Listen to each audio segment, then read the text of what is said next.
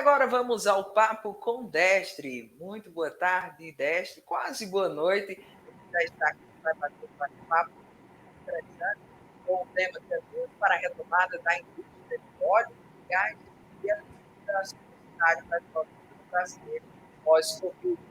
Boa tarde, Destre. Muito boa tarde, esse Jonathan. Praticamente saímos de um antes de ontem, voltamos para cá. Boa tarde, um prazer estar aqui com você de novo. E um prazer estar aqui com essa galera. Faltou só a vinheta do Papo com Destre, brincadeira, a gente não tem ainda não, mas nós vamos chegar lá. Então, é o seguinte, vai ser a nossa dinâmica? A nossa dinâmica é a seguinte, vou pedir para o pessoal indico, se apresenta, a gente fala sempre por ordem alfabética, tá? Mas eu vou fazer uma subversão, não achem que o nosso português está incorreto. Eu vou começar pelo Alessandro, porque ele vai precisar sair mais cedo, é uma pena, vai nos deixar, tá? Mas o Alessandro, inclusive, vou subverter todas as ordens. Eu vou deixar ele fazer primeiro a apresentação dele, vai se apresentar, vai falar um pouco sobre o tema, como é que ele está vendo o mercado e tudo mais, e eu já vou colocar 2 perguntas para ele que colocaria durante o papo. Então, eu vou subverter um pouco, mas vai dar certo. Alessandro, por favor, seja bem-vindo. Muito obrigado.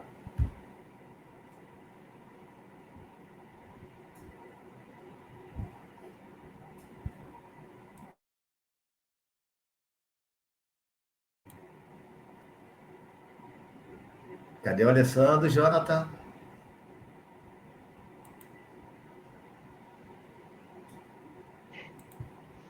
Aí, Alessandro, apareceu, chegou. Boa tarde, Alessandro. Obrigado por estar participando aqui desse papo com a gente, tá? Fica à vontade. O que é isso, Mauro? Muito obrigado. Uma honra estar aqui, é um prazer poder falar um pouco sobre biogás, o que está acontecendo. Eu não preparei uma apresentação, que a ideia é bater um papo mesmo e responder as difíceis perguntas aí que vocês têm, né? Peço desculpas por ter que sair antes, mas o que a gente está enxergando no biogás, o biogás teve diversas fases no Brasil, né? Você teve um soluço de biogás no passado, né? Então, na década de 80, você teve o biogás muito focado em saneamento rural. Em 90, começou alguma coisa focada em resíduo de cana. Em 2000, muita coisa em suinocultura acontecendo, principalmente focado em crédito CO2. E na nossa visão, sempre feito pelo motivo não ideal. A gente enxerga o tratamento ambiental que o biogás promove como um subproduto da geração do biogás, né? As duas coisas andam juntas, né? Então, a geração de biogás e eficiência energética é essencial para isso acontecer da maneira correta. E é isso que se desenvolveu nos últimos anos aqui no Brasil, né? Então, a parte regulatória está pronta. Então, você tem... hoje você pode gerar energia elétrica, participar de leilões, vender o biogás na qualidade de biometano imposto, injetar no gasoduto, tudo aquilo que o gás natural pode fazer, o biometano também pode fazer, com o benefício de ter 95% de reduções das emissões de CO2. Né? Isso reconhecido já no RenovaBio, que é o programa de descarbonização brasileiro. Então, e a gente entende que o Brasil tem 2 problemas no futuro. Nós temos uma entrada cada vez maior das energias elétricas intermitentes, e, por outro lado, você tem a garantia do sistema, dentro do planejamento, sendo dada por térmicas a gás fósseis. Então, você tem, a médio prazo, uma piora da intensidade média de carbono da matriz elétrica brasileira. O biogás, ele pode fazer tudo que o gás natural pode fazer, então, ser uma termoelétrica despachável, descentralizada, desdolarizada, quer dizer, em custos em reais e preços em reais, com previsibilidade de preço, exatamente com as mesmas tecnologias que são desenvolvidas por gás natural. 100% drop-in nessa infraestrutura. Então, o que a gente se propõe é ser a alternativa renovável para as termoelétricas a gás natural, e é o que está acontecendo.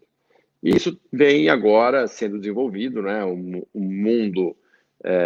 ainda bem, a gente já está nisso faz tempo, né? A associação já tem 9 anos, 8 anos, mas o mundo com a pandemia e o avanço do reconhecimento da qualidade de vida, das questões ambientais, sociais, né, o famoso ASG ou ESG, tem reconhecido a importância que nós temos que dar de preservar a descarbonização, a energia renovável, né? E o biogás é tudo isso, né? Ele gera emprego, ele gera descarbonização, ele gera tratamento ambiental, ele gera garantia de segurança energética, né?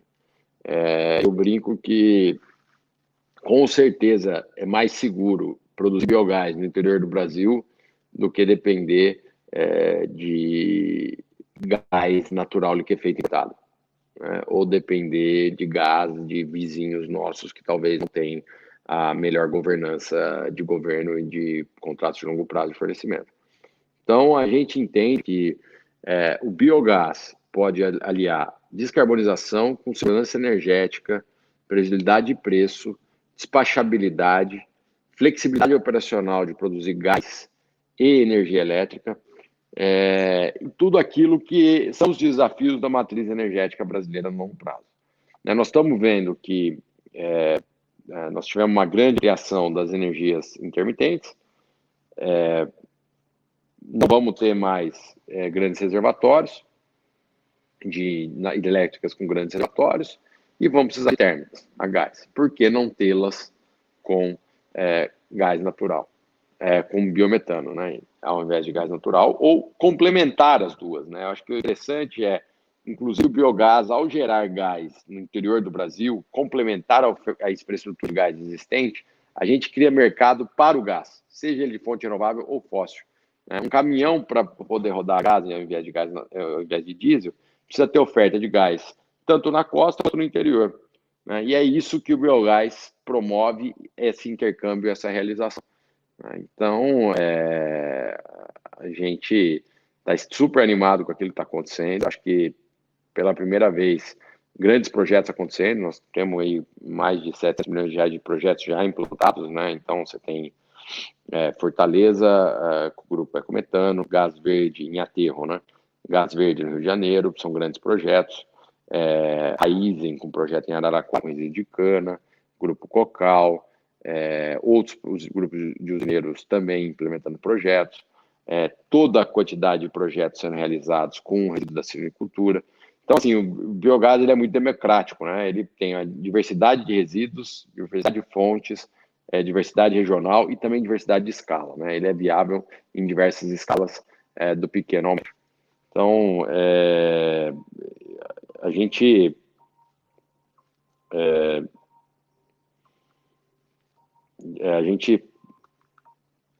entende que chegou a hora do biogás, né? Faltava essa parte regulatória e o grande interesse pelos investimentos. Espero não ter estourado meu tempo. Não.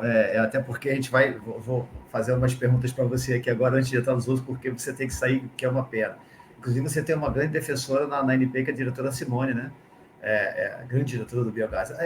Bom, vamos lá. A primeira pergunta seria o seguinte: nós estamos vendo um processo de desinvestimento da PBio, certo? Da Petrobras, né? Da PBio. Uhum.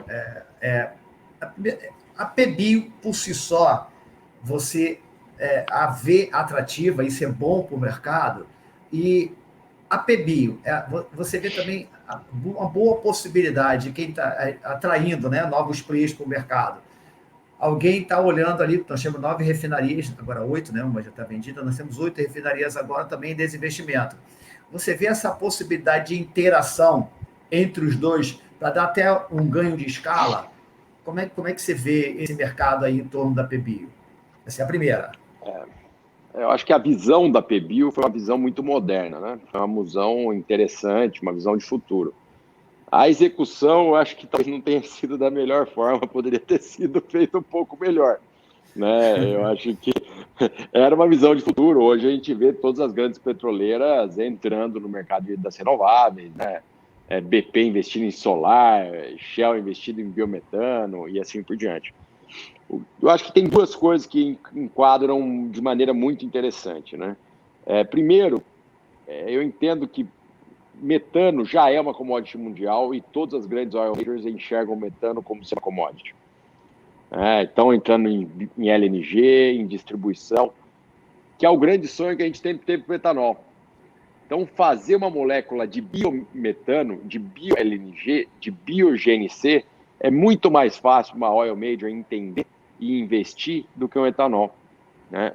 Então, você já tem todas as oil majors investindo já em biometano. Então, até a Exxon, né, que está sofrendo essa casa essa semana, cerca de 3 meses atrás, investiu num projeto de biometano. A Chevron investiu num projeto de biometano. A Total está com um grande plano de biometano para a França. A BP tem projeto nos Estados Unidos e na China. Então, assim, é muito mais fácil para eles investir em biometano, porque está mais próximo da realidade deles. Para eles é só uma questão de custo ou de viabilidade, mas a infraestrutura e o know-how já existe, né, de monetização do gás. Né? Então, eu acho que isso tem uma sinergia muito grande. E a segunda sinergia, que tem tudo a ver com as refinarias, hoje está todo mundo falando em hidrogênio verde. Sim. E sempre só se pensa em hidrogênio verde, ou quando é uma tese eurocêntrica, uma tese, para não dizer alemã, para solucionar a energia elétrica dele, o excesso de energia elétrica intermitente que eles têm em horários de excesso de vento e sol, né? Então, eles querem armazenar hidrogênio fazendo eletrólise de água com essa energia verde. Só que 90% do hidrogênio mundial é feito a partir de uma tecnologia que tem mais de 100 anos, que é reforma de metano.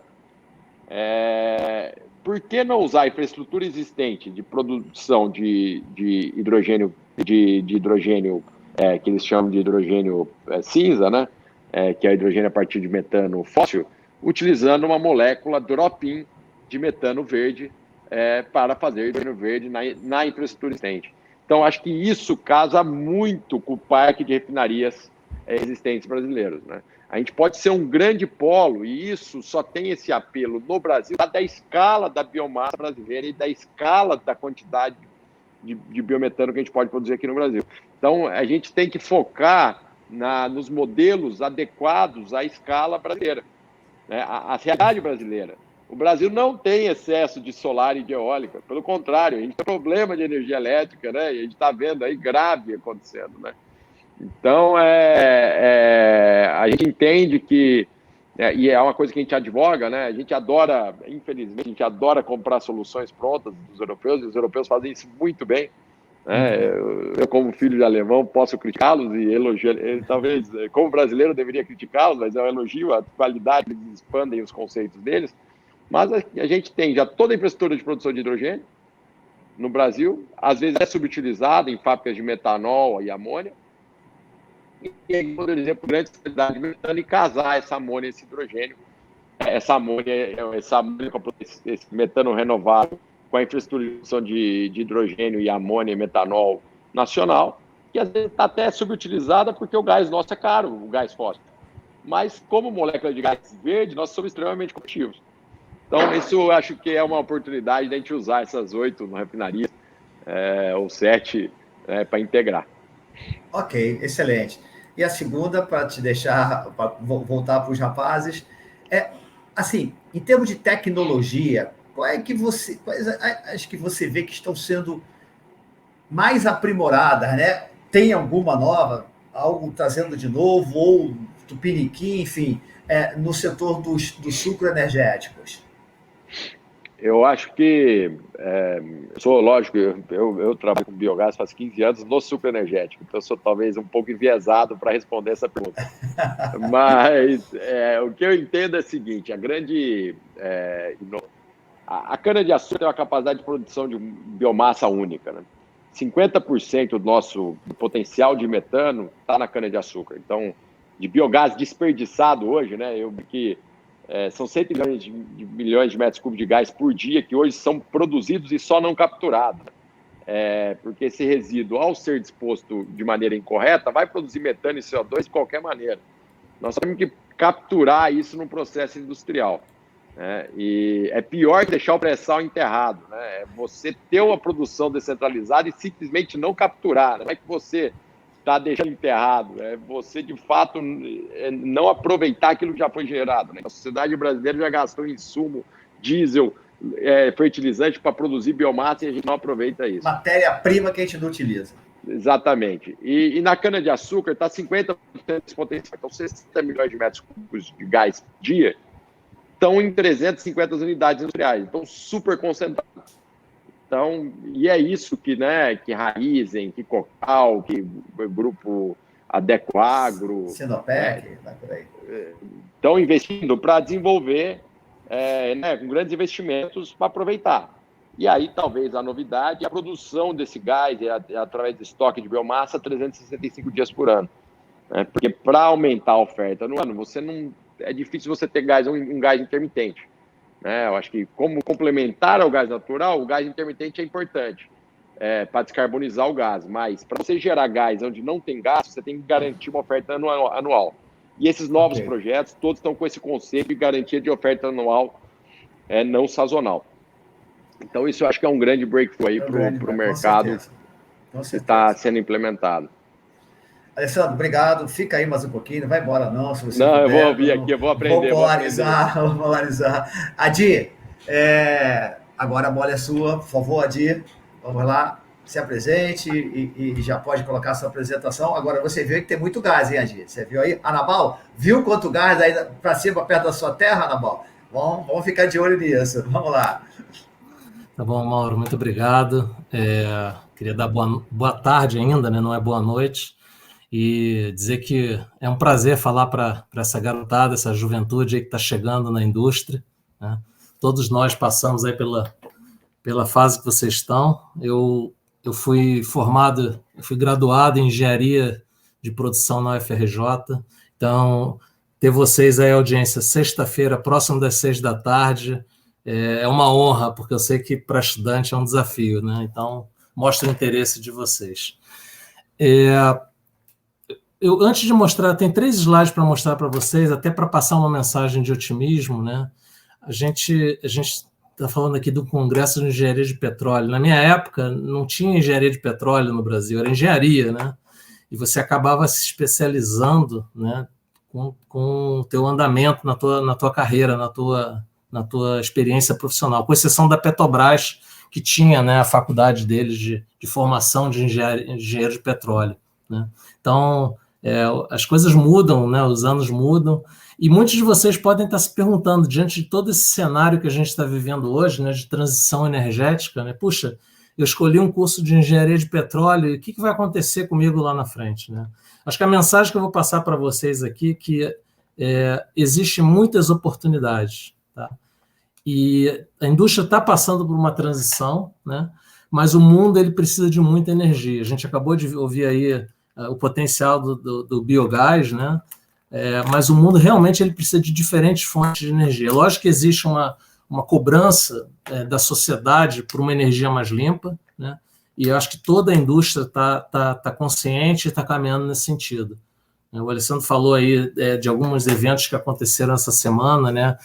Com Exxon, com Chevron, com Shell, onde mostra que o mundo pós-pandemia, né, está acelerando ainda mais a agenda de transição energética. Acho que esse é um dos principais impactos que a gente está vendo. Outro impacto é a aceleração da transformação digital, né? Que a gente foi forçado a quebrar alguma série de paradigmas com relação à transformação digital. Hoje, por exemplo, na indústria de petróleo, a gente faz a atividade de perfuração de poço remota, praticamente. Né?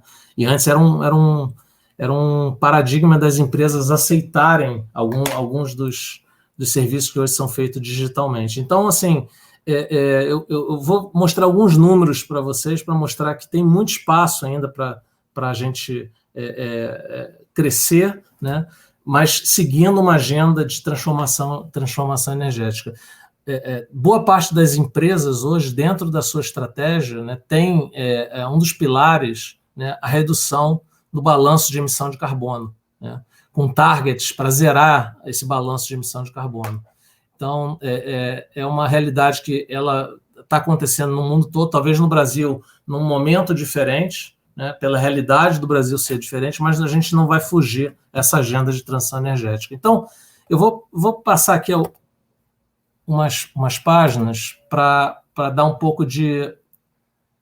deixa eu ver se eu... quando você vai colocando aí, o Pronto. Gilson está lá triste, tentando entrar e não está conseguindo. Estou tentando você, o Gilson chega aí. Imagino que já esteja aparecendo aí a minha tela. Já, pode botar em modo apresentação já. Tá bom. Então, só para vocês entenderem o que é a Bespetro, né? A Bespetro é uma associação que congrega 50 empresas, que a gente fala que é as empresas do primeiro elo da cadeia de exploração e produção de petróleo. Tá? Cerca de 85% de todas as atividades contratadas, seja de serviço ou de bens, passam por essas 50 empresas. São empresas que têm expressão não só no Brasil, mas muitas delas em amplitude global, atuando em diversos países. Então, as maiores empresas, né, do primeiro elo da cadeia fazem parte da Associação da Bespetro. Nós temos comitês temáticos, né, que geram conteúdo para fomentar a atividade, né, e a nossa estimativa é que entre empregos diretos e indiretos, a Bespetro congregue cerca de 500 mil empregos, tá, no setor de exploração e produção de petróleo e gás. Eu não vou entrar em todos os números aqui, até porque esses números são fáceis da gente conseguir, mas o Brasil, ele hoje é um grande player no mercado mundial, tá, de óleo e gás. A gente tem uma produção de 2,8, 2,9 milhões de barris de petróleo, uma produção de gás com uma projeção de crescimento muito grande, né? Temos mais de 100 plataformas em operação, mas não é só isso. Considerando somente as rodadas de licitação que já foram realizadas, né, a estimativa é que os projetos que vão sair dessas áreas concedidas, né, em licença para as operadoras, na próxima década vai gerar em torno de 500 bilhões de dólares de investimento. Tá? Mais de 30 plataformas de petróleo nova vão ser colocadas em produção. Eu vi a apresentação do secretário Mauro, né, Zé Mauro, onde ele botou até um número maior, mais de 39 plataformas. Né? Eu estou até sendo conservador aqui. A gente espera que nessa década mais de 1 milhão e 200 mil empregos vão ser gerados. E receita para o Estado do brasileiro, que se for usado de forma inteligente, né, e eficiente, vai gerar riqueza para a população, para a sociedade. Adi, só um minutinho, não está passando o teu slide, não. Não? Ele ficou preso na capa, acho que você não botou em modo de apresentação, aí ele não está passando, desculpa. É estranho, porque ele está em modo de apresentação. Vou mudar de modo de apresentação. Agora vocês veem? Agora está passando, agora você está no slide 2 agora, correto? Beleza. Eu vou deixar nesse modo, em vez de apresentação, porque aí eu tenho certeza que vocês vão ver. Beleza, obrigado. Eu estava nesse slide onde eu estava dizendo os números, né, a ordem de grandeza. Então, nas áreas licitadas pela ANP, a expectativa de grandes investimentos, grande geração de empregos e grande arrecadação para o Estado brasileiro, gerando riqueza para a sociedade. Né? Mas esse é um viés de crescimento de atividade, né, que vem dos novos campos, dos novos desenvolvimentos. Mas existem outros viés de atividade que vão surgir no Brasil. Um deles é a revitalização dos campos maduros ou marginais. Né? Eu botei também alguns números aqui de reservas, de produção, de plataformas no Brasil e na Bacia de Campos. A Bacia de Campos é a bacia mais madura que a gente tem, né? Mas apesar de a gente dizer que os campos já estão em declínio, né? Se você olhar um indicador, fator de recuperação, o fator de recuperação médio mundial é de 35%. O fator médio no Brasil é de 21%, e na Bacia de Campos é de 14%. Ou seja, tem um potencial enorme ainda para explotar muito óleo que já foi descoberto. Né? E aí, pensando na revitalização desses campos, né, baseado no plano de desinvestimento da Petrobras, a gente estima que para reativar esses campos, para incrementar a produção, nos próximos 5 anos vão ser investidos entre 7 e 15 bilhões de dólares, ou seja, de 2 a 3 bilhões de dólares por ano de investimento para revitalizar. Né? Pode gerar de 200 a 400 mil novos empregos e entre 1 e 2,5 bilhões de dólares de arrecadações, contribuições governamentais. Né? A Petrobras está fazendo, no plano de desinvestimento dela, vendendo 209 ativos, 20 já foram vendidos em 2020, no Downstream está vendendo 12 empresas, ou seja, essas mais a BR Distribuidora, né, que já foi vendida. Então, vão surgir novas empresas, né, que vão fazer investimentos que hoje a Petrobras estava retraída, porque ela tem um peso muito grande de investir nas grandes descobertas do pré-sal. Na parte de gás e energia também, ela está fazendo desinvestimento na área de distribuição, nas rotas de gasoduto, Gaspetro, térmicas, uma série de oportunidades novas entrando. A Petrobras espera, com a venda desses ativos no plano de negócio dela, arrecadar entre 7 e 15 bilhões de dólares em 5 anos. Tá? E, não menos importante, tem a atividade de descomissionamento. Alguns campos vão entrar em descomissionamento, né? Existe uma obrigatoriedade de um plano de descomissionamento perante a Agência Nacional, né, para entregar o campo nas condições em que ele foi recebido, né, originalmente. Então, a estimativa é que na Bacia de Campos 11 plataformas sejam descomissionadas. Isso Petrobras, eu estou falando de Petrobras. Espírito Santo, 3 plataformas mais uma FPSO, e mais outros descomissionamentos em 3 diferentes bacias, em campos, em 3 bacias no Norte e Nordeste. Expectativa é de que, para fazer esse descomissionamento, a Petrobras vai ter que fazer investimentos na ordem de próximo de 5 bilhões de dólares, para desinvestir 18 unidades, 1.000 quilômetros de risers e de flowlines, ou seja, em torno de $1 bilhão por ano. Tá? Então, são cifras que são bastante significativas, né? Eu vou tirar do modo de apresentação e voltar aqui para conversar com vocês. Por que eu quis mostrar essas cifras para vocês? Porque, apesar de toda a pressão que existe na transformação energética, a gente tem muita energia ainda para tirar, né? O mundo ainda precisa de muita energia. O Brasil, comparado com outros polos de exploração e produção de petróleo, ele é muito resiliente por uma diversidade de situações. Primeiro, que a nossa matriz energética ela já tem um percentual muito grande de fontes de energia limpa, né? Próximo de 45%, como também o secretário Zé Mauro apresentou, e os campos são extremamente prolíficos, alta produtividade, que reduzem muito o custo de produção. Tá? Então, quando a gente compara com outros centros, outros hubs de exploração e produção de gás e petróleo, o Brasil se encontra numa posição muito, muito competitiva. Agora, a gente corre contra o tempo, né? Porque, como a gente falou, a agenda de transformação, de transição energética, ela está acelerando, a pandemia está mostrando isso, né? Então, se a gente demorar muito, se a gente inventar muitas novas regras, mudar as condições que existem hoje, a gente vai estar afastando o interesse de investidores. Hoje o Brasil ainda apresenta uma atratividade muito grande, né? E é importante lembrar que todas as empresas, tanto as operadoras quanto as empresas prestadoras de serviço, elas têm na sua estratégia a transição energética. Mas, para fazer a transição energética, a transição do portfólio, essas empresas precisam de projetos que gerem caixa para as empresas, para que possa ser investido num novo portfólio de projetos de energia limpa. Tá? Então, empresas como Shell, Exxon, elas vão precisar ainda do caixa gerado pelos projetos tradicionais para que possa ser conduzida essa transição energética.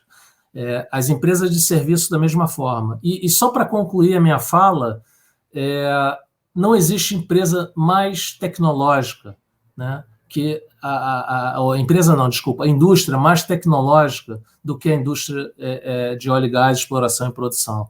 Eu costumo comparar o que a gente faz aqui no Brasil, no offshore do Brasil, no pré-sal do Brasil, de uma complexidade semelhante a levar o homem a Marte. Tá? A quantidade de tecnologia, de engenharia empregada é impressionante. E, às vezes, nós não sabemos explicar, explorar isso para a nova geração que está vindo. A nova geração, como vocês, né, pensam que a tecnologia está apenas nos novos modelos de negócio, né, de internet, mas a indústria de engenharia relativa à energia, e aí eu vou expandir não só a exploração e produção, né, mas toda a indústria de energia ela envolve uma quantidade enorme de inovação, de tecnologia, e a gente tem uma capacidade muito grande de absorver novos talentos. Então, Com isso eu encerro. Só para a última mensagem, a gente tem áreas que a gente precisa melhorar muito, uma delas é a questão da diversidade. É uma indústria muito conservadora nesse aspecto. A gente consegue hoje atrair na base da pirâmide, né, diversidade, mas se a gente olha no topo da pirâmide, nós não somos um exemplo de indústria, nós precisamos ainda melhorar muito. Tá? Então, a geração que está vindo agora vai ter um papel muito importante para a transformação dessa indústria, né, uma indústria com um viés mais igualitário. Rafaela, Andressa, André, todos vocês, todos que estão assistindo, ouviram isso? O que vocês estão ouvindo é fundamental, ou seja, vocês não vão ser especialistas em engenharia de petróleo, mas vão ser engenheiros de petróleo que vão poder ser diversos nesse espectro todo e que, de repente, em algum canto, vocês podem ser especialistas. Agora, na minha época, tenho certeza que na época da Anabal, na época do Adi, nós não tínhamos essa diversidade. Se a gente pensar que em 97, né, Anabal, Adi, o Rafael é mais novo, nós tínhamos uma operadora. Hoje nós já temos 36 que já aparecem no painel produzindo. Estou falando só de óleo e gás. Né? Tem o Alessandro aí que tá essas notícias da Bio, que eu confesso que muitas delas nem eu conhecia. Então, é uma diversidade assim, fantástica, e o Anabal vai entrar agora e vai dizer para vocês o show do onshore. Lógico que do offshore também, Anabal. Por gentileza, meu amigo. Obrigado, Destre. Prazer enorme estar aqui nesse happy hour, um papo com Destre, e nesse evento maravilhoso. Eu tenho acompanhado essa semana, parabenizar os organizadores, essa mobilização que a juventude tem feito na área de energia é um exemplo em outras áreas. Eu falo sempre, tenho uma filha que é uma jovem profissional de medicina, e eu comento sempre a capacidade que os jovens aqui de engenharia ligados à energia têm de mobilizar e de criar ambiente de discussão como este. Então, eu me sinto muito honrado aqui em nome da BPIP, né? Eu sou um engenheiro de petróleo e o Décio pediu que a gente fizesse essa apresentação. Eu fui formado naquela Universidade da Petrobras, eu ainda era terceirizado, eu trabalhava numa empresa de completação, e tem uma época que a Petrobras admitiu engenheiros dessas terceirizadas. Então, eu formei na Universidade da Petrobras, apesar de nunca ter sido da Petrobras, e sou engenheiro mecânico de formação aqui pela Universidade Federal da Bahia. E portanto, atualmente sou secretário executivo da BPIP. E falar um pouquinho da BPIP, né? A BPIP é a Associação Brasileira dos Produtores Independentes de Petróleo e Gás Natural. E nós congregamos aqui cerca de 30 empresas, e temos operadores tanto do onshore, majoritariamente do onshore, mas mais recentemente, aí, a partir do ano passado, também absorvemos operadores do offshore, né, chamado pós-sal, e então estamos também atuando nesse ambiente agora. Aqui nós temos várias transições, né, então eu vou tentar separar uma coisa da outra. A transição energética é uma questão que eu acho que o mundo está começando a descobrir, e vai começar a descobrir, que precisa, digamos, aprofundar essa discussão com mais robustez. Né? Tem vários exemplos que a gente pode destacar aqui, a questão da geada no Texas, que foi uma coisa que causou um impacto muito grande, né? E as pessoas ficaram surpresas com o desempenho de alguns desses energéticos e as instalações lá. Mas, enfim, eu acho que o mundo vai se acomodar depois dessa transição numa acomodação energética. Né? Nós estamos saindo de um modelo onde majoritariamente era fóssil, e no Brasil, aliás, a gente teve sempre uma convivência com a energia hídrica, e acho que o mundo vai se acomodar numa diversidade também energética. Né? Eu acho que à medida em que o mundo evolui na sua automação, na sua robotização, isso tudo demanda energia, né? E o mundo vai precisar de mais energia, e, portanto, eu acho que a maneira mais, pelo menos eu assim encaro, que nós vamos caminhar para uma acomodação energética, onde em alguns lugares, em alguns países, em alguns setores, será mais competitivo e mais viável este ou aquele possibilidade energética. Né? Então, portanto, eu acho que o Brasil, como foi colocado aqui várias vezes, o Brasil tem tem as suas particularidades, como qualquer outro país, né? Nós não podemos esquecer de que nós temos uma matriz limpa, nós não temos essa urgência que outros países têm, e acho que aí é um drive que a gente precisa se preocupar, e bem colocou aí o Alessandro, né, que a gente importa a solução que às vezes não são as melhores para a nossa realidade, mas enfim, eu não queria usar o meu tempo nessa discussão da transição, porque para mim é uma acomodação, e eu, quando era da idade de vocês, eu já entrei na atividade de petróleo sabendo que o petróleo ia acabar, né? Então, acho que vou acabar minha vida e o petróleo está continuando nessa discussão, portanto, eu acho que o mundo vai caminhar para esse entendimento mais cedo ou mais tarde de que nós precisamos de uma acomodação. E claro que por trás de tudo isso tem uma questão econômica, que eu acho que vai ser também um vetor que vai ajustar algumas situações que hoje parecem óbvias, mas a experiência irá dizer se é tão óbvio assim. Mas eu queria me ater mais na questão da transição do mercado de petróleo e gás do Brasil, que eu acho que esse sim tem um horizonte e um cenário muito otimista e muito vasto, né? Então, os números que o Adi trouxe aí já dá de cara uma reflexão para dizer, não é possível que um país vá desistir dessas possibilidades todas, né, e vá abandonar um projeto que tem a sua resiliência, né? A atividade de petróleo já passou por várias crises de aumento de atividade econômica, até outras epidemias, né? Outras pandemias que já houveram, e ela ficou, né? Então, eu acho que a discussão que nós temos que ter aqui é que nós temos um potencial, um manancial, na verdade, enorme de oportunidades que a gente não pode deixar de se desperdiçar, e esses números falam por si só. Então, eu agradeço aí, Adi, por esses números. E quais são essas oportunidades e essas coisas que o Brasil não pode abrir mão?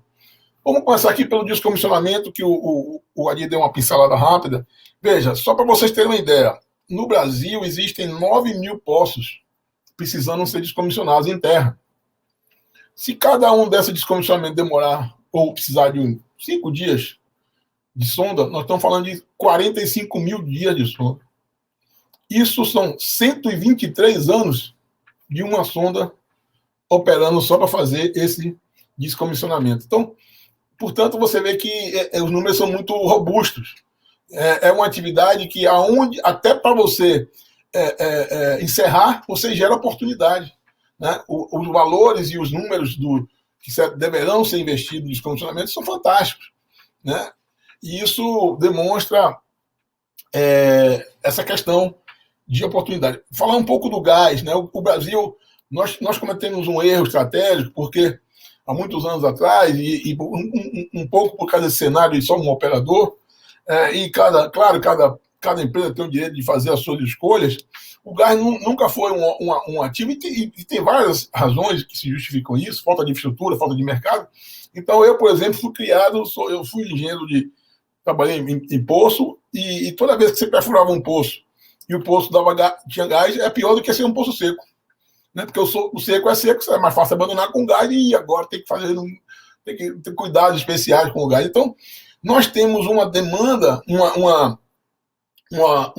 demanda não reprimida, mas uma oferta reprimida de gás por essas questões, né? Então, todo mundo e as pessoas que militam disso, e na atividade onshore, várias empresas dizem que terão possibilidade de multiplicar sua produção por 3, por 4, por 5. Né? Então, o problema do Brasil não é faltar gás natural, falta condições econômicas para se colocar esse gás.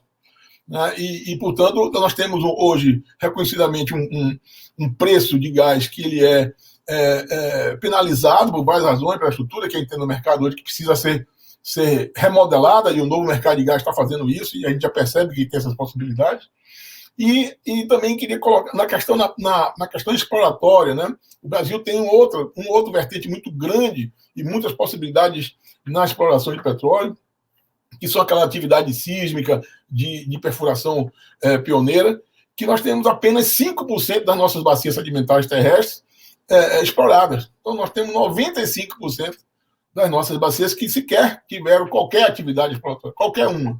né? E o Adir também comentou a questão do fator de recuperação, aí que é um outro desafio e uma outra possibilidade que, aliás, os nossos associados já têm demonstrado que é possível, não é um sonho, não é nada do outro mundo, é factível que isso venha a acontecer e já está acontecendo com algumas dessas iniciativas que nós estamos vendo decorrente aí do programa de desinvestimento da Petrobras, que é um outro vetor que ainda, digamos assim, ele já iniciou, mas efetivamente os resultados ainda estão por vir, né? Só para você ter ideia, no onshore, os 4 principais polos deverão ser concluídos o seu processo de desinvestimento aí nos próximos meses, talvez mais tardar aí no meio do segundo semestre. E isso será um impacto muito grande, porque as empresas que assumiram esses campos têm conseguido aumentar a sua produção aí em torno de 40%, 50% em meio de um ano. Então, por tudo isso, eu acho que nós já começa a faltar mão de obra, né? A gente percebe as empresas com seus programas de trainee cada vez mais robustos, né? E aí, eu falando para vocês, jovens há menos tempo, lá no Projeto Caro, a gente fica brincando que o Projeto Caro era um projeto de jovens há mais tempo e jovem há menos tempo. Então, falando a vocês que são jovens há menos tempo, acho que se engajar nessas plataformas que existem aí, que são muito atuantes, até o Último Barril, Energici, e vocês conhecem isso melhor do que eu, é uma boa referência para vocês se integrarem e fazer os seus relacionamentos, que é o que, no final das contas, que é o que vai ajudar aí na sua ascensão profissional. Eu vou ficando por aqui, para respeitar o limite do meu tempo aí, e estou disponível aqui para a gente continuar esse papo. Com certeza vou papear muito. Rafael, você está pegando aí ganchos, né, desse pessoal todo aí que, cara, dá para você, né, se divertir agora nos seus 7, 8 minutos aí, de boas notícias para essa garotada que está aí, com os senões. É muito importante botar o pé no chão, né? Mas muita coisa para falar. Fica à vontade, meu amigo. A sala é sua. Boa tarde, Destre. Eu acho que 8 minutos eu vou levar só para achar os tantos ganchos que a gente tem para falar diante dessas palestras excelentes que a gente teve primeiro com o Alessandro, com o Adir e agora fechando com o Anabal. É um prazer enorme tratar desse assunto da retomada da indústria de óleo e gás e energia, né? A gente vem na ANP, na perspectiva do regulador, tentando e trabalhando intensamente dentro desse processo. Então, eu queria agradecer o convite para esse Papo com Destre inserido no Conipetro, né? Esse evento de engenharia do petróleo.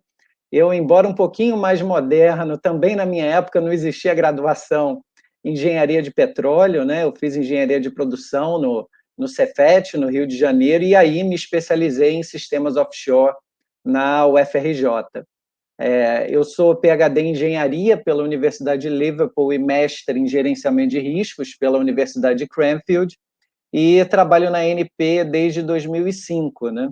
Eu sou especialista em regulação, concursado, e superintendente de segurança operacional e meio ambiente.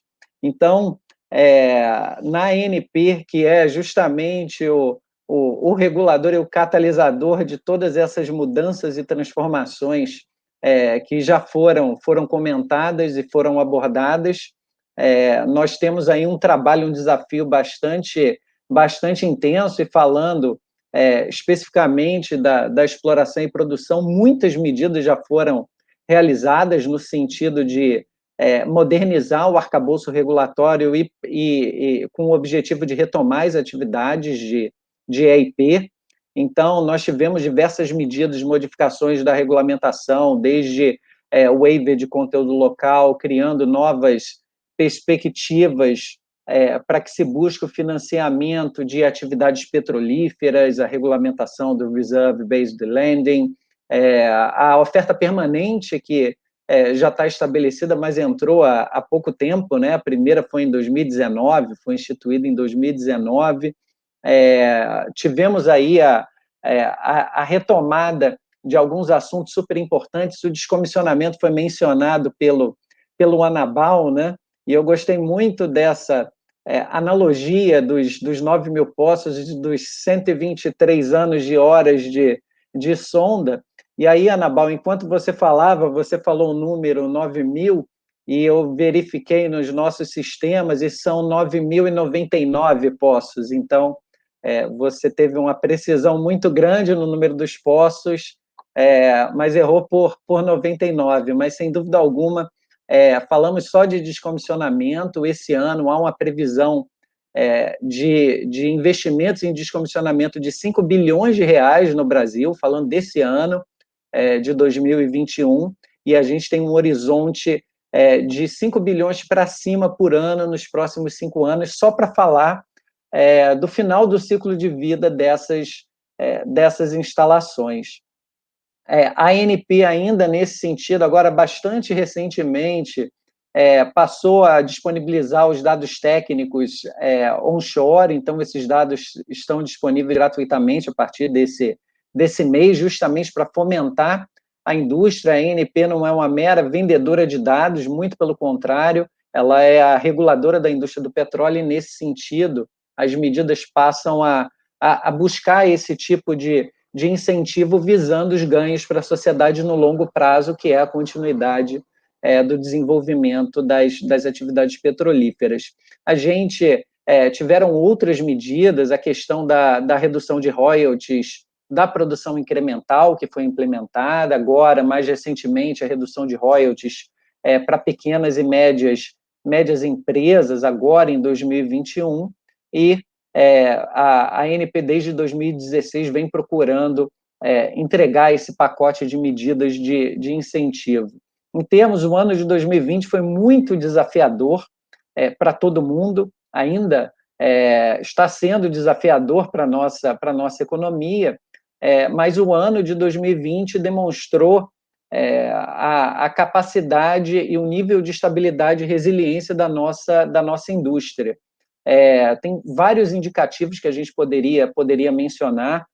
Pelo lado regulatório, a agilidade do regulador em implementar uma série de resoluções para que as empresas passassem a operar de maneira eficiente durante a pandemia, inclusive no âmbito da segurança operacional e do meio ambiente. Então, uma série de obrigações foram postergadas ou deixaram de coexistir com o momento de contingência da pandemia, com foco naquilo que era essencial para a continuidade segura das operações.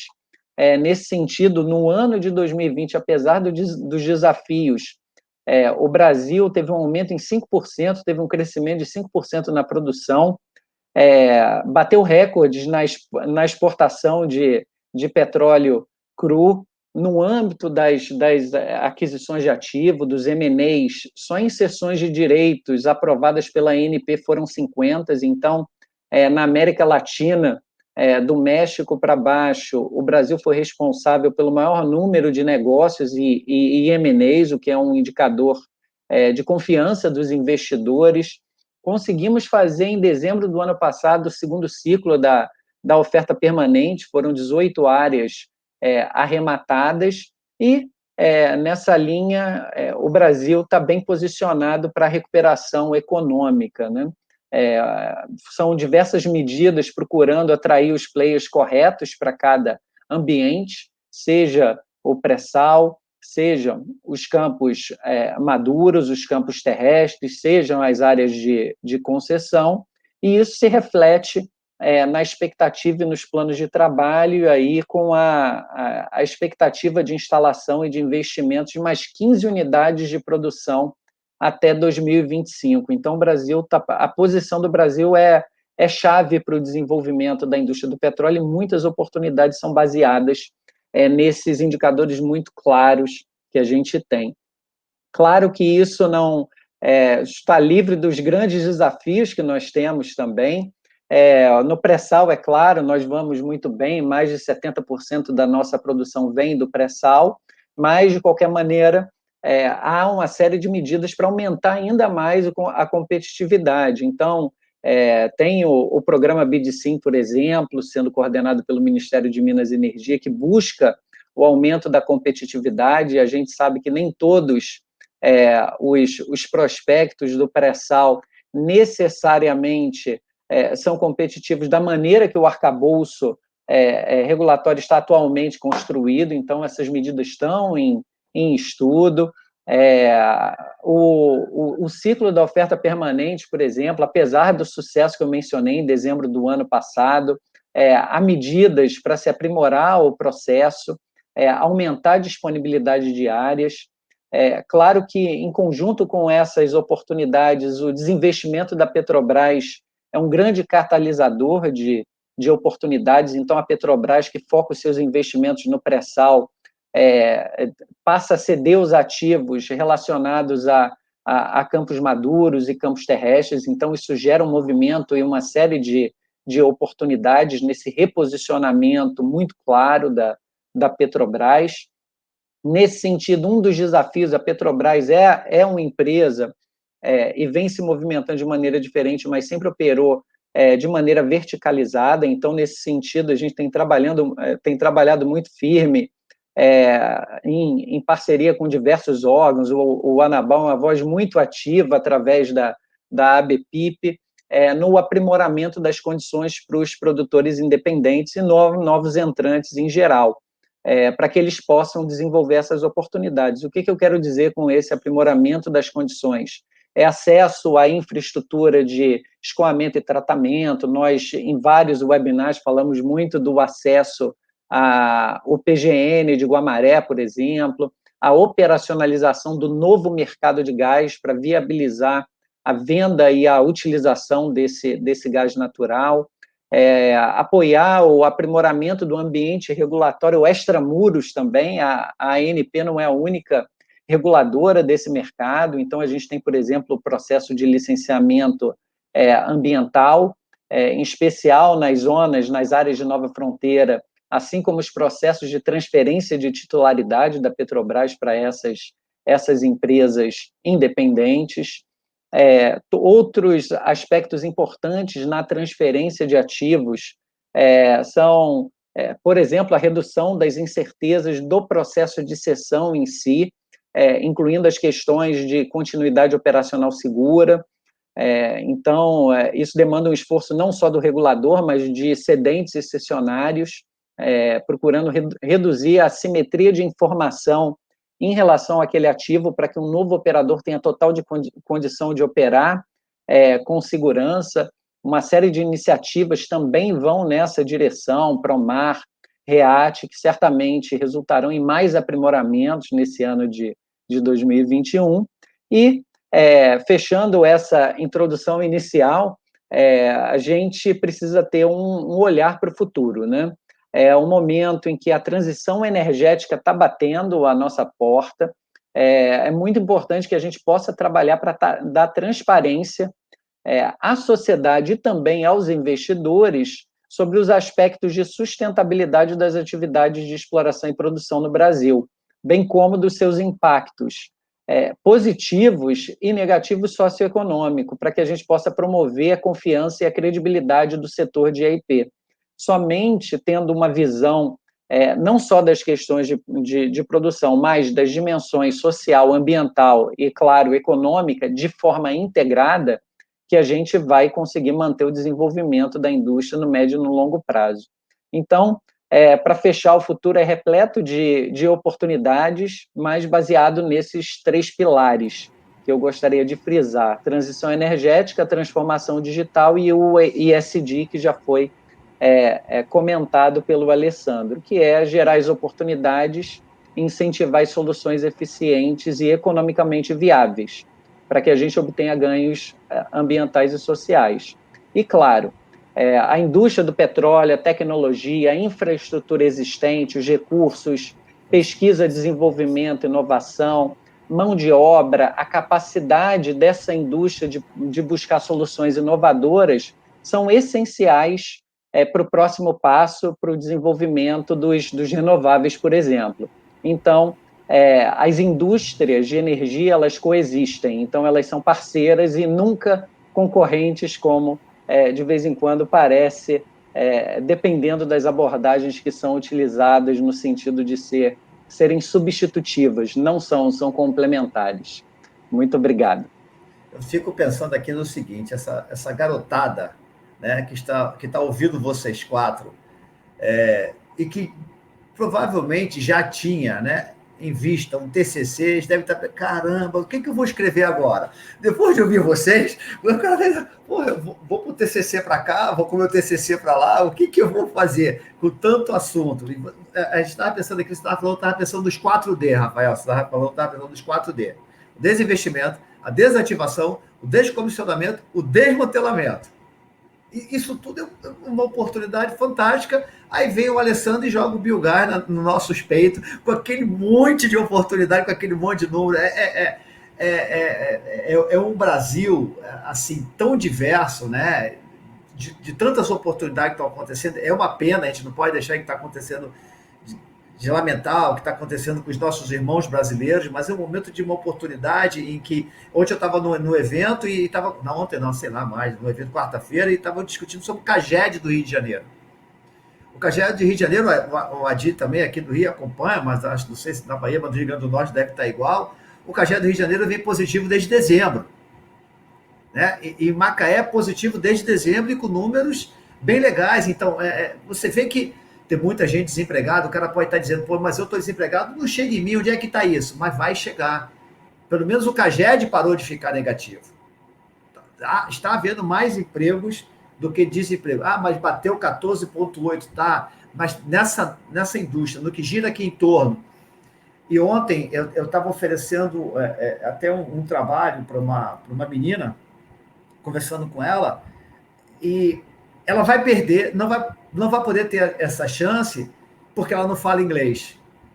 Aí muitas pessoas dizem sorte, mas sorte é oportunidade com competência. A oportunidade chegou, mas ela não tinha a competência do inglês para poder pegar. Então, a gente tem que estar atento ao movimento do Brasil. Eu falei de 35 ou 36 operadoras novas, né?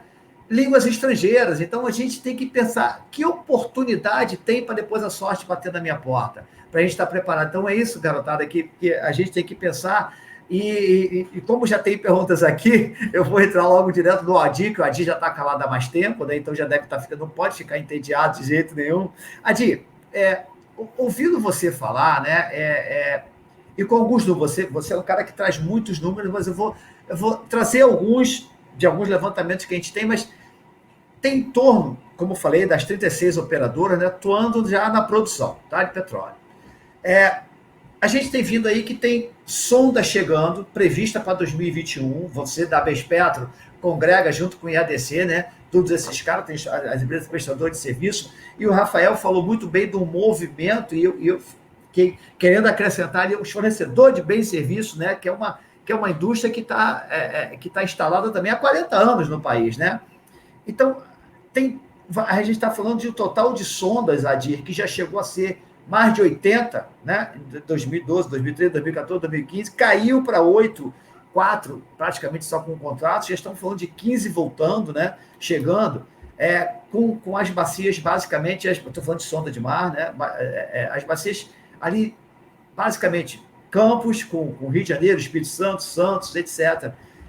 Você olhando para isso, assim, que perspectivas você vê, que tipo de oportunidade, desafio, né? Que pode ser pontuado assim, para esse momento e com esse quantitativo, falando em sonda, porque a gente fala muito em plataforma, 15, 2 de Marlin, mas no mercado de sonda, que é um mercado que eu ouço muita pergunta e que a garotada quer ouvir muito sobre isso. Quando a gente fala de sonda, a gente fala, não tem como não falar o nome da empresa, a gente fala de Halliburton, de Schlumberger, de Aker, que são os caras que prestam serviço. O que você vê desse mercado, desse nicho aí? Como é que você está vendo isso aí, em termos de oportunidade e desafio?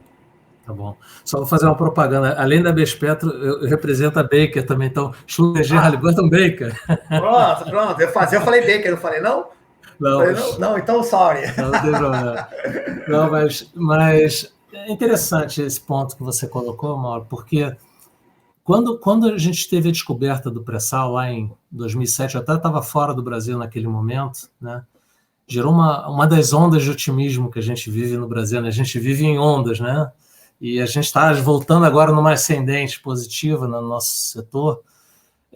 Se tinha uma perspectiva de o Brasil estava furando 100, 120 poços por ano, né? E tinha uma expectativa de furar 150 poços. Então, a indústria toda se mobilizou para atender uma demanda de 120, 150 poços por ano, né? E essa demanda acabou não se materializando por uma série de fatores, alguns positivos, outros não tanto, né?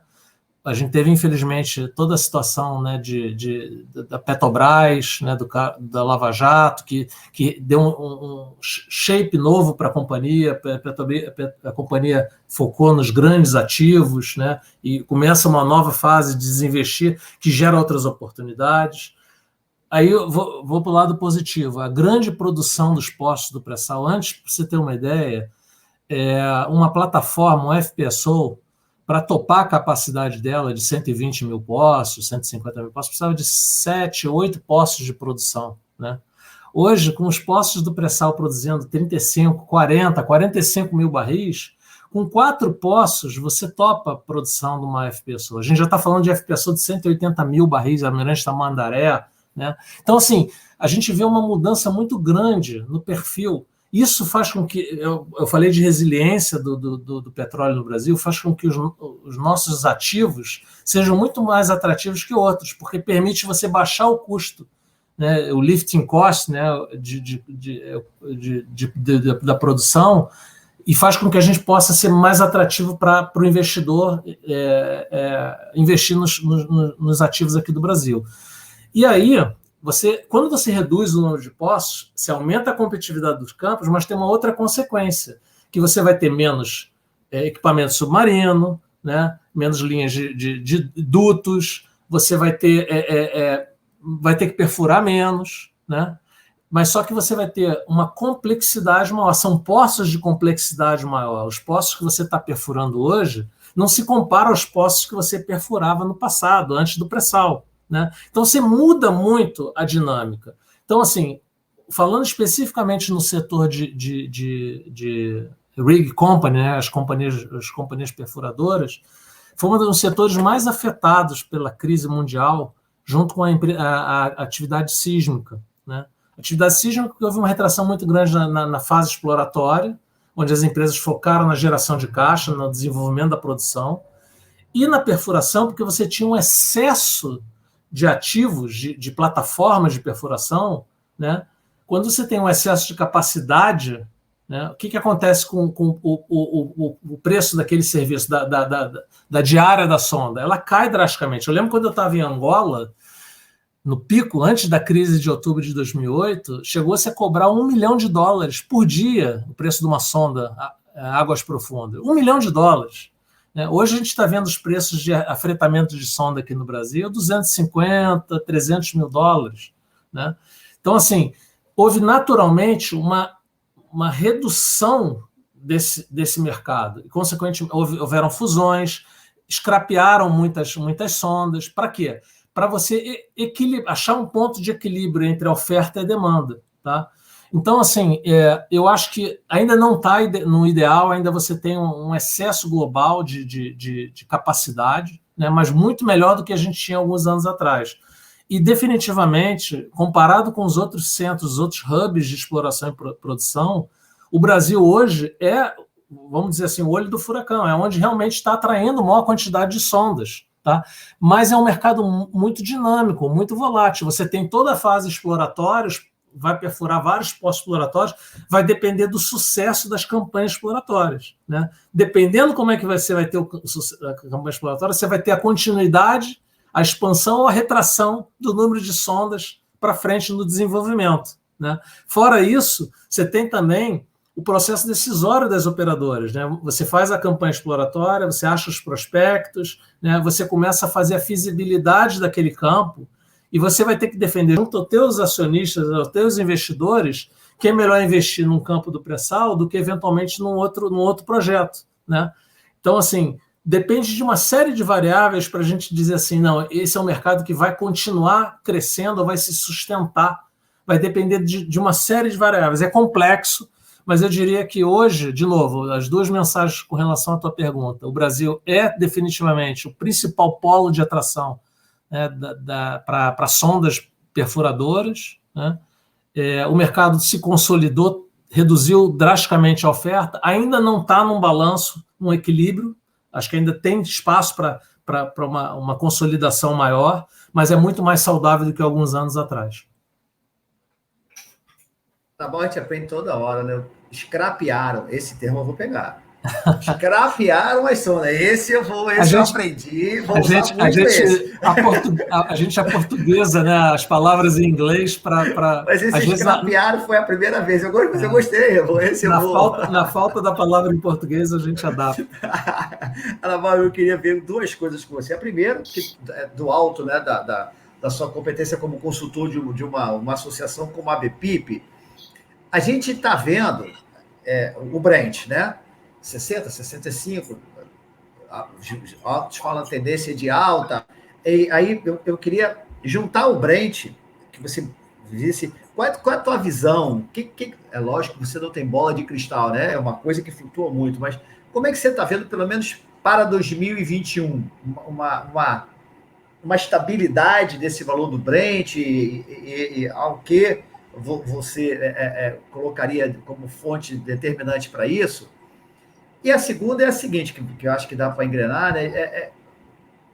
De qualquer maneira, de qual maneira que a gente está vendo a modernização, vamos lá, do setor elétrico, ela pode modificar esse cenário pós-pandemia do Brasil, né? A gente está vendo o setor elétrico indo, se ajustando, e não é uma preocupação, você disse muito bem, mas como é que você acha que ela pode modificar um cenário pós-pandemia? E se sim, como você vê que seriam os prós e os contras dessa modernização? Eu queria começar com você com essas duas perguntas. Bom, Destre, você guardou essa aí para mim, né? É meu amigo, viu? Mas veja só, eu digo sempre que o preço do petróleo é uma grandeza que ela desafia, né, todo mundo. Quando não fala que vai subir, ela desce. Quando vai descer, ela sobe. Então, se a gente, no passado recente, aí, no começo da pandemia, que foi aquela loucura, quem que imaginou que, sei lá, em 30 dias, 60 dias, ela ia ter uma recuperação relativamente surpreendente, né? Então, eu acho, e portanto aqui eu vou dar só o meu palpite, né? Eu sou um palpiteiro nessa questão de preço. Eu acho que nós vamos ficar por aí no ano 2021 e 2022. É só um chute aí entre tantos, né? Mas eu estava até conversando com um amigo meu hoje, por acaso, e falando sobre isso, né? Então, ele estava colocando o seguinte: veja bem, a lógica econômica para qualquer setor, quanto maior risco, maior prêmio, né? Então, se a indústria fóssil está tão desafiada e estão colocando tantas barreiras, tá, isso necessariamente vai requerer das empresas produtoras de combustível fóssil mais investimento, e mais investimento significa ter mais retorno, né? E se está mais arriscado, tem que ter mais prêmio. Então, esse cidadão ele já evoluiu, olha, isso aí é bom para o preço do petróleo. Quanto mais barreiras tiverem, mais o preço do petróleo vai subir, né? Porque os investimentos vão ficar mais restritos e quem tiver resiliência para produzir petróleo. Porque nós sabemos que, e alguns já colocaram aqui, eu acho que a palavra não é substituição, né? É acomodação. Então, o mundo vai encontrar essa modulação, e quem conseguir ficar produzindo o petróleo, seja no volume que for, vai ter um prêmio maior, né? Mas aí até aqueles caras que têm da teoria da conspiração, que acham que, se o petróleo subir de preço, vai viabilizar um bocado de outras energias que precisam de preço alto, e talvez esse movimento seja algo que não esteja ao alcance dos nossos olhos, né? Mas, enfim.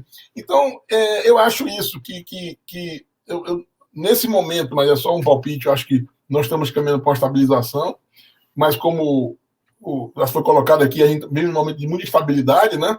E a gente tem que viver o dia de hoje, e aí você vê a indústria do petróleo, que é uma indústria de longo prazo, de investimento, é muito mais difícil para o gestor privado fazer as suas previsões, os seus acertos e tomar decisão com um cenário com esse grau de incerteza.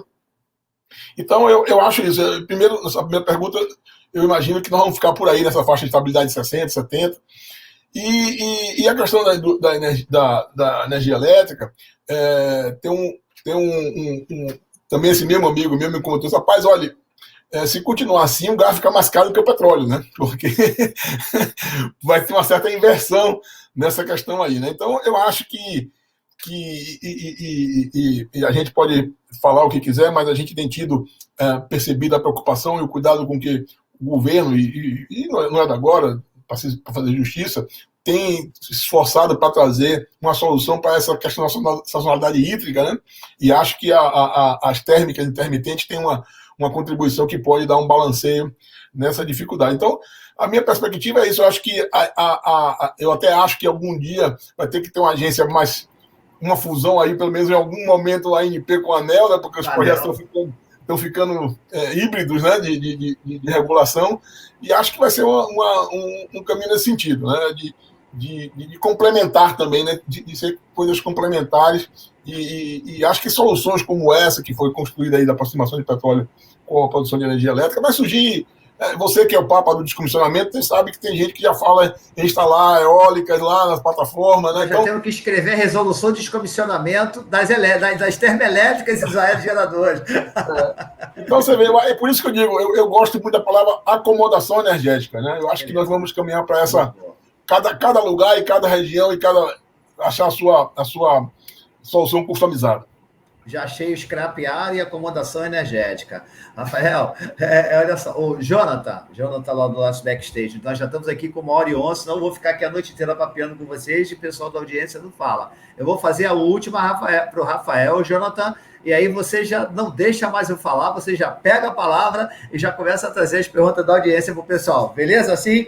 Mas, Rafa, eu tenho uma curiosidade, que é muito simples, você vai ver que é muito simples, né? A gente tinha um operador em 97, né?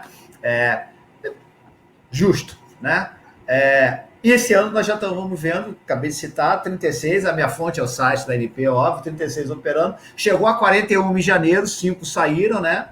Por vários motivos, mas temos 36 produzindo.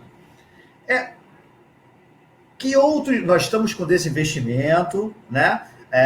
Que é um momento, eu costumo dizer que todos os cavalos estão encilhados agora, acho que só falta o cavalo Paulo Garopa, né? Todos os outros estão encilhados, né, praticamente, tá? Agora, quais são os motivos que, aí, vamos lá, desafio e oportunidade, né, que você vê que possa manter as 36, fidelizar as 36, né, e aumentar, trazer pluralidade, que é uma palavra que o Anaval usa com muita propriedade, né? Trazer uma pluralidade ainda maior para esse nosso mercado de produção, né? Esses números são muito, né? Até do momento da descoberta até primeiro óleo, 8 anos, achatar, enfim. Como é que você vê esse movimento? E depois, Jonathan, a bola é sua. Obrigado pela pergunta. Simples, né, Mauro? Mas muito, muito pertinente. É verdade, a gente tem 36 empresas, já chegou a 42 há pouco tempo, mas são mais de 100 grupos no EIP, mesmo que não estejam operando, mas fazendo parte de consórcios e investindo no Brasil, né? Então, a gente, nesse ínter, e sair de 1 para mais de 100 empresas investidoras, e aí na faixa de 36 operadoras, a gente já vê o salto num processo de abertura que é muito recente para uma indústria tradicional como a do petróleo. Nesse aspecto, sem dúvida alguma, a gente tem uma série de oportunidades de ativos, e o grande segredo é ter um pleno entendimento de como cada empresa opera, como cada empresa se capitaliza, como cada empresa enxerga os riscos. Como a gente tem uma pluralidade de agentes e de oportunidades de investimento, aí suplantando o upstream, no mid e no downstream também, o pleno entendimento desses mercados e gerar as oportunidades certas para os tamanhos desses players e nos timings desses players é o que se precisa fazer.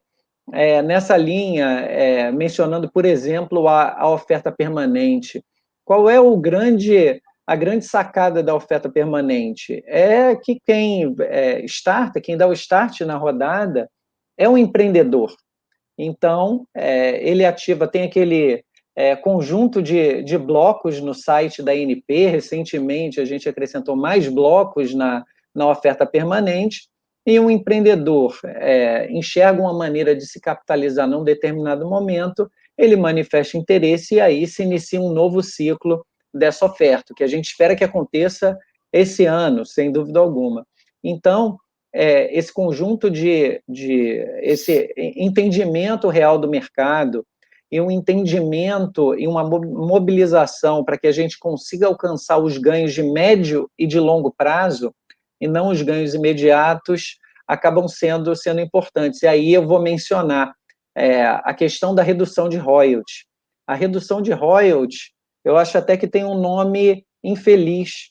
Por quê? Porque a redução do royalty imediato, na verdade, causa o alongamento, a extensão do fluxo de caixa, viabiliza o fluxo de caixa que estende a curva de produção.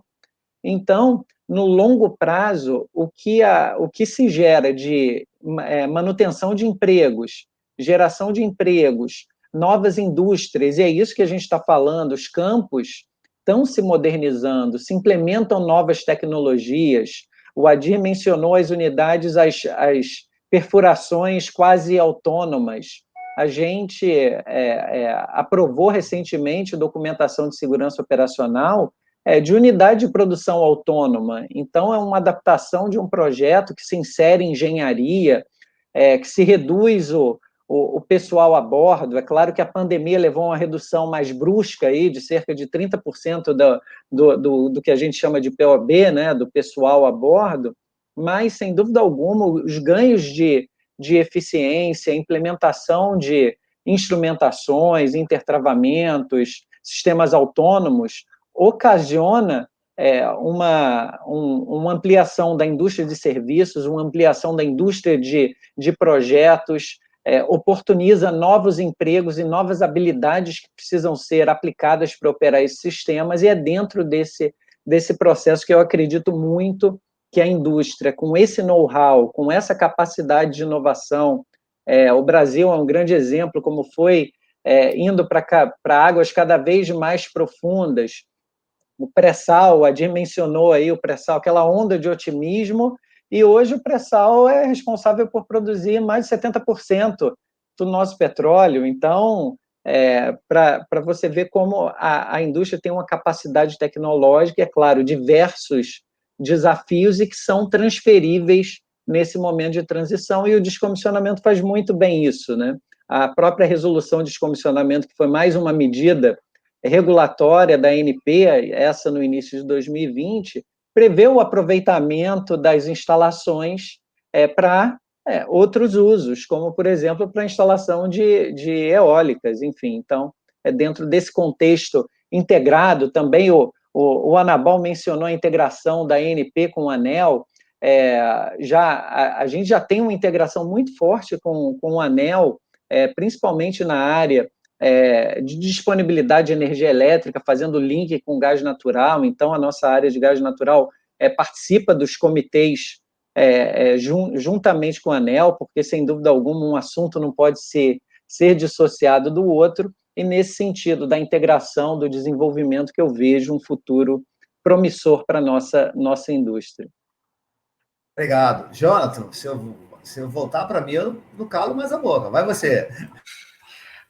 Que bacana, que bate-papo descontraído e muito interessante e aprendizado, né? A todos que estão nos acompanhando nesse congresso, que com certeza enriqueceu ainda mais os estudos. E queremos agradecer a você, Destre, por conduzir tão bem, né, esse bate-papo com esses doutores, vamos dizer assim, da prática, do dia a dia. E a gente agradece a participação de todos vocês. Muito obrigado. Ok, obrigado, Jonathan. Tem alguma pergunta da audiência para a gente, para o rapaz? Vamos usá-la? Vamos aproveitar que eles estão aqui. O pessoal fez perguntas, está aí? Pronto, Destre. Não apareceu aqui para a nossa produção, mas caso apareça, a gente vai encaminhar sim para você. Então eu vou encaminhar aqui só mais uma pergunta só, que na verdade é uma pergunta não, é uma constatação, e vou abrir para o pessoal se despedir, para a gente cumprir o prazo, como a gente gosta de fazer. Esse mercado, né, que está acontecendo agora, eu acho que tem injustiças têm que ser dadas, né?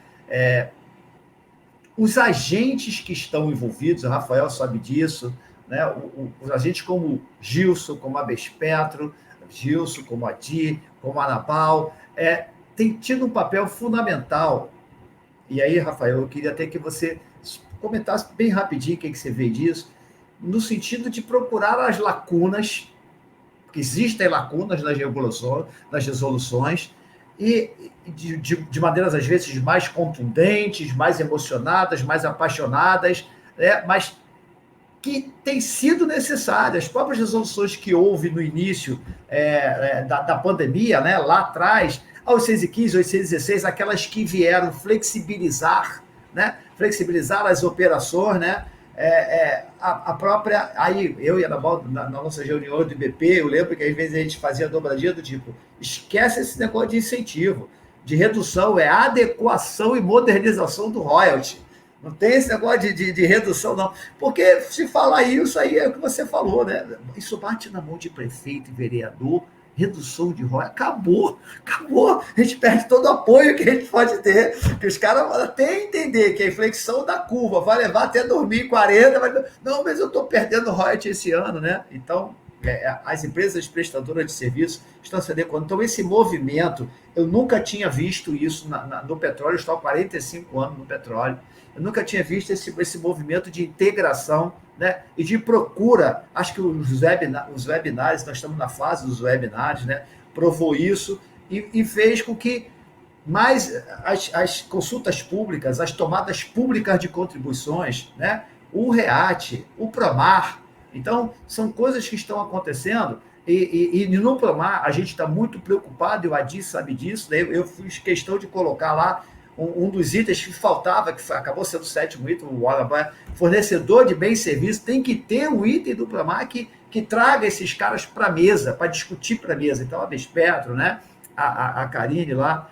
Então, aí já pedindo para você, vou agora fazer o contrário, a primeira despedida será sua, você foi o último. Então, eu queria que você visse como é que você percebeu esse movimento e partir para suas últimas palavras e agradecer muito você ter participado. Você já é parceiro do Papo com Destre, mas esse foi especial, né? Junto com essa garotada aí. Muito obrigado mais uma vez, meu amigo. Fica à vontade.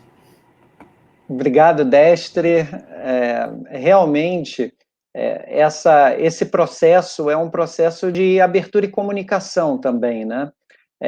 Então, eu mencionei as iniciativas IREAT e PROMAR e outras mais que fomentam, justamente, são catalisadoras desse diálogo, e, sem dúvida alguma, esse diálogo aberto, a busca de soluções regulatórias, de procurar uma regulação que seja efetiva, que possa justamente, seja no âmbito de segurança operacional, conferir efetividade à regulação, regular aquilo que precisa ser regulado e permitir que a indústria possa se desenvolver, né?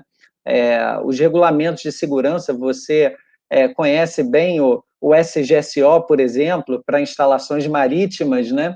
E o SGSO é um regulamento, ele foi instituído em 2007, numa época em que nós havíamos ou conhecíamos no Brasil apenas uma regulação prescritiva, uma regulação mais próxima das NRs, com checklist, e a ANP trouxe um regulamento baseado em risco, deixando que o operador implemente e opere o seu sistema de gerenciamento de segurança operacional.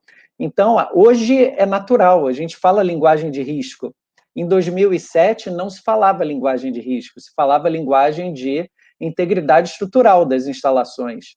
Então, esse potencial da regulação é muito importante, acho que tem uma contribuição que precisa ser utilizada, e o diálogo e o entendimento do problema é absolutamente essencial para que a regulação seja bem sucedida. Você mencionou a 815 e a 816, né, a de exploração e a de produção, mais de uma maneira geral, em que a ANP implementou muito rapidamente, trabalhou as resoluções em março, em abril de 2020, já tinha essas resoluções implementadas. Elas foram reguladas pela 820 e hoje a vigente é a 836. Então, é isso, é um regulador ágil, um regulador que tem condição de responder num nível que é compatível com o dinamismo da indústria. Eu acho que nisso, não só a ANP, mas os diversos reguladores no Brasil ainda precisam se desenvolver um pouco. O timing é muito importante para as iniciativas, né? Então, quem trabalhou diretamente comigo ou indiretamente me conhece, sabe que eu estou sempre com pressa, justamente porque eu tenho uma extrema preocupação em não perder o timing das questões.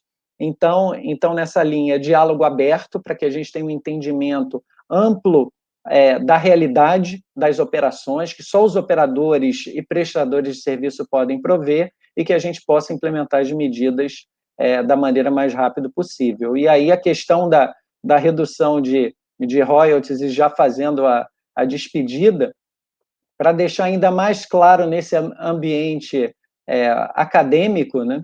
Quando a gente estende a curva de produção, não é só olhar para a redução de royalties em si, é olhar para a extensão da curva de produção, e aí os resultados e os ganhos nada mais são do que a integral dessas funções, a integral dessas curvas. Então, o cálculo tem que ser a diferença das integrais da curva de produção original versus a curva com royalty reduzido, que aí a gente demonstra academicamente, matematicamente, os ganhos da medida. Então, com isso, eu me despeço agradecendo imensamente a oportunidade. Um prazer imenso estar aqui com o Anabal e com o Adir, mais cedo com o Alessandro, e você sempre com essa moderação precisa dos nossos diálogos, que fazem com que sejam, como o Anabal colocou, um verdadeiro happy hour. Um abraço, boa noite a todos e permaneçam seguros. Com certeza.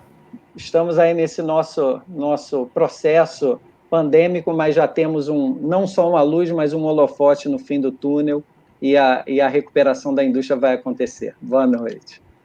Rapaziada, vocês ouviram mais um para o TCC, a integral de todos esses fatores. Então, adotaram isso? Essa é mais uma.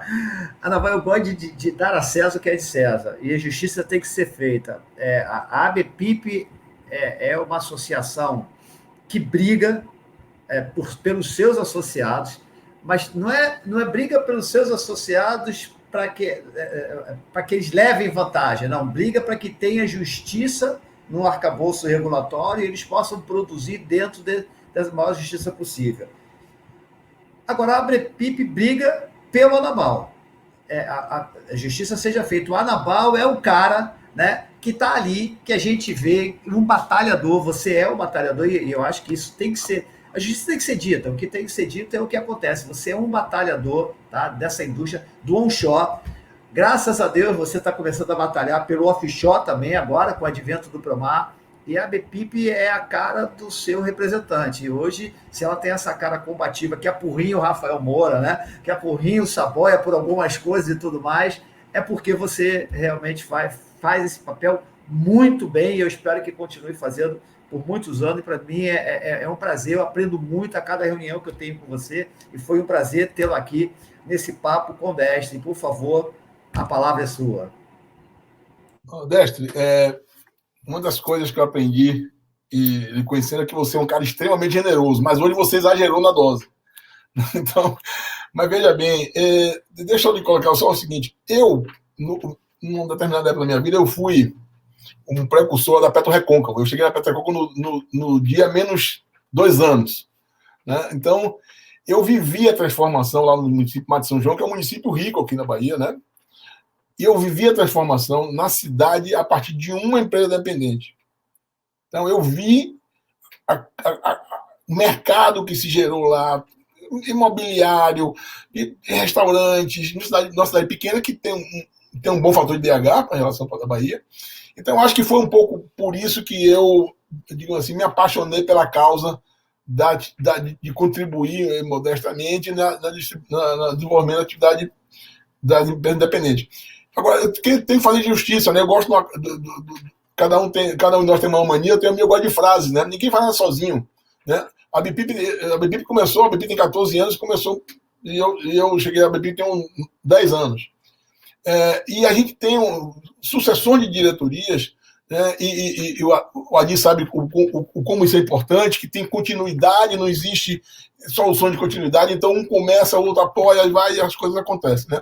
Então, nesse sentido, eu me sinto honrado em referência à ABPIP, mas também como cidadão eu reconheço que a BPIP tem esse papel, e felizmente, e aí eu estou falando aqui com o regulador, o Brasil está chegando num momento de comunicação e maturidade que a sociedade está compreendendo qual é o papel de cada um, as limitações de cada um, os anseios de cada um, né? E eu gosto sempre de uma frase lá também que é do Freitas, que teve aí na IP anos atrás, que ele dizia assim, olha, o que a gente precisa ter um debate republicano. Né? Se você tem uma base republicana para fazer as coisas, pode até discordar de mim que eu não vou ficar zangado. Né? Porque com ética intelectual e um ambiente republicano, a gente constrói um país. Então é assim que a gente funciona. E eu queria só gastar um minuto só mais. O nosso momento isso já é uma unanimidade. Né? Em qualquer debate, em qualquer webinar, você vê, nós temos 3 palavrinhas mágicas: competitividade, celeridade e simplificação.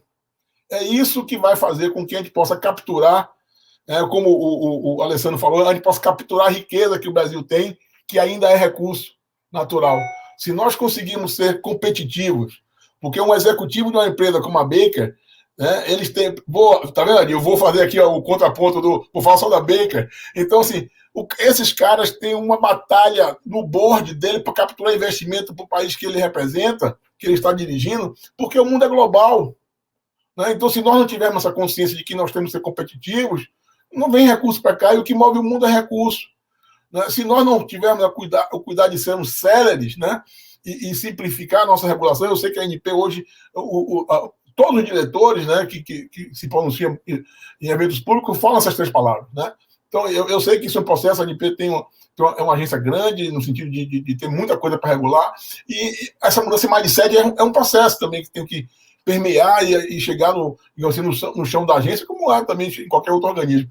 Então, eu estou convencido de que nós estamos maduros, um debate amadurecido, né? Cada um tem que fazer a sua parte, para que a gente possa fazer as entregas para essa geração que vem aí. E um ganho que nós temos. Essa geração que está chegando aí, você pega os jovens profissionais com 20, 23, 24, 25 anos, eles já estão pilhados, eles já estão com um warm-up. Né? Eu me lembro quando eu tinha 20 anos na faculdade, eu não tinha a menor ideia. Veja bem, essa questão do webinar, você pode sentar diante de um secretário de petróleo e gás, um diretor da ANP, um diretor da EPE, e ter uma audiência pública, como o Márcio gosta de falar, gravada às vezes. Né? Então, isso a possibilidade que um evento como esse gera de informação para essa galera é impressionante. Né? Então, é uma maturação muito mais rápida. Então, muito orgulhoso de estar por aqui. E, Rafael, quer dar um testemunho, você é realmente um cidadão que tem pressa. Na sua gestão lá curta, lá, como diretor-geral interino, eu pude ver o quanto você se esforçou e quis fez daqueles 6 meses um período muito mais profícuo do que seriam 6 meses, por exemplo, para qualquer um outro normal, assim como eu, que eventualmente estivesse por ali, que você deu um ritmo muito importante para a indústria e certamente contribuiu para essa conquista que nós estamos tendo aí a cada dia. Mas obrigado mais uma vez, muito feliz de estar por aqui e conte sempre conosco aqui na BPIP. 6 anos e 6 meses, né? Legal. Adi, eu faço parte da Rede Petro BC, né? Inclusive do comitê gestor. E eu vejo a luta que foi e está sendo, você sabe disso, né? Dos fornecedores de bens e serviços de médio e pequeno porte, pequeno e médio porte, né? Que dependem do topo da cadeia da operadora, mas depende também daqueles fornecedores que estão ali atendendo diretamente ao topo e solicitando também os serviços dessa galera que está aqui. E eu costumo ver o seguinte, dá oportunidade para esses fornecedores de bens e serviços, né? E que a gente consegue fazer qualquer coisa. A gente consegue atender. Vai ter problema, talvez demore mais, a gente vai apanhar, vai aprender, mas o que a gente está vendo, e aí o Anabal falou uma coisa fundamental, né, para os grandes, precisam ver oportunidade para que as matrizes, estou aqui, né, na Baker, não, eu quero investir, eu quero customizar umas BCSS para atender o campo de pago, porque tem uma nova operadora, o investimento é tanto. O cara vai querer ver onde você é oportunidade. Então, essas oportunidades que estão acontecendo, acho que ajudam também o fornecedor, né? Que você representa e representa todo um grupo, a fazer com que isso aconteça E eu quero dizer que eu fico vendo a batalha de vocês, fico vendo a batalha, o Gilson, a gente é mais próximo, mas enfim, mas da Rede Petro Rio, aí no leste, né, tentando fazer um trabalho também fundamental, a Rede Petro RN, muito combativa, então, os fornecedores de bens e serviços nesse país, se derem uma chance, que é quem emprega na base, né? Na base, a maioria, as operadoras empregam muito, mas os fornecedores estão ali, naquela base ali, empregando muito. Então, parabéns por essa combatividade, que eu sei que você é um cara combativo, que luta muito por eles, e obrigado por você estar aqui participando desse papo, e a palavra é sua.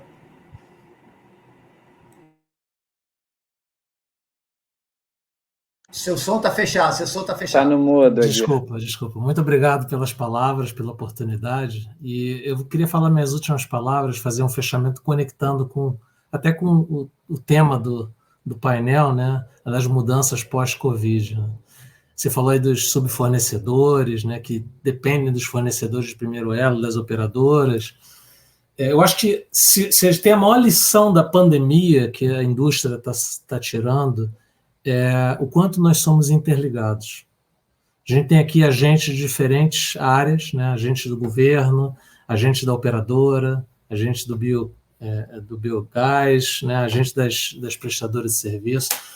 Existe uma relação muito forte de causa e efeito. Não é mais nós contra eles, né? Somos nós todos juntos. Para quê? Para defender, né, que a Anabal falou muito bem, a competitividade. Nós temos que ser tão competitivos de forma que nós consigamos atrair os investimentos, né? Então, assim, a gente está passando por um grande desafio na nossa indústria, né? Mas os desafios geram oportunidades. A transição energética, ela é uma realidade, todos nós vamos passar por isso. Para essa garotada que está assistindo aí, essa indústria não vai acabar por causa da transição energética, ela vai se transformar, né? Ela acaba se nós não formos competentes suficientes para fazer vocês se sentirem compelidos a se juntar a essa indústria. E hoje o meu grande desafio como líder na indústria é formar uma nova geração de líderes e atrair essa garotada, vocês, para mostrar o quanto de tecnologia, o quanto de inovação nós temos, né? E o quanto a gente precisa de vocês para que a gente faça essa transformação tão importante para o país, para a sociedade, né, e para o nosso planeta. Então fica aqui uma mensagem de otimismo para todo mundo. Eu acredito muito, né, no potencial dessa indústria e na capacidade de se reinventar e de se transformar. Muito obrigado. Bom, pessoal, muito obrigado a vocês. O papo foi um papo excelente, só faltou a cervejinha, mas fica para a próxima, um dia ela vai acontecer. E, Jonathan, queria chamar você, então, para você fazer os ritos paroquiais e o encerramento aí das atividades da Conepetro. Depois desse papo altamente educativo, eu aprendo demais quando papo com gente como vocês. Que bacana, nós que agradecemos a participação de todos vocês nesse papo com Destro, que com certeza adquiriram bastante conhecimento, né, os alunos, estudantes, enfim. A gente falou, né, sobre esses caminhos, né, então foi bastante produtivo demais, e a gente agradece mais uma vez a participação de cada um de vocês, onde trouxeram nessa temática aí dos caminhos para a retomada da indústria de óleo e gás e energia e mudanças no cenário petrolífero brasileiro pós-Covid. Muito obrigado, viu, pela participação de cada um de vocês. Então tá aí esse bate-papo com o Destro. A gente vai a um breve intervalo e voltamos daqui a pouquinho, porque ainda a gente tem um pouco com o Conepetro. Vamos ter um encerramento e você não pode perder. Então, voltamos já.